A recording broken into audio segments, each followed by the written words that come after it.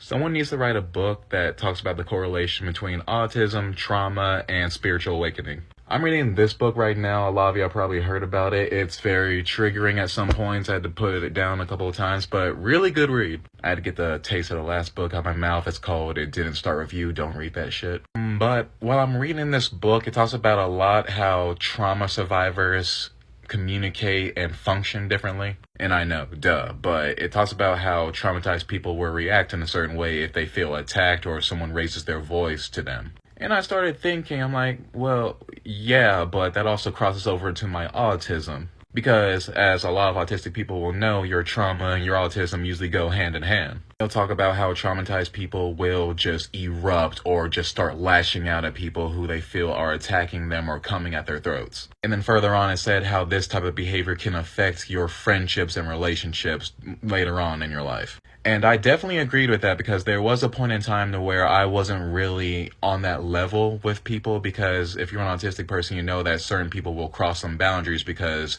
they will say something as a joke, but in reality, they're serious. A lot of autistic people will tell you that they have been the butt of the jokes for a lot of places in their life, right? And in our heads, we're thinking, this is just me defending myself, me not wanting to be this person that they think I am, me not wanting to be the oddball of the group, especially those of us who weren't really doing anything. We were just coming off as unique or weird to those people. And while I understood that the anger and aggression that I personally showed towards my reactions, I've been working on those for the last 3-4 years of my meditation. And then that's when I hit my spiritual awakening. If y'all don't know what a spiritual awakening is, it's basically when you start seeing the world differently than from what your parents and what society has taught you about the world. And for a lot of people, it can be very lonely because once you hit that point, a lot of people don't really understand or vibe with what you're trying to tell them. So I got some layers here because I started to worry as I'm reading this. I'm like, am I still traumatized? Because I am an adult who's having trouble making friends, but a lot of times when I have trouble making friends is because they say something I don't agree with or I find stupid. The only thing that can really tick me off is when someone is pridefully ignorant, right?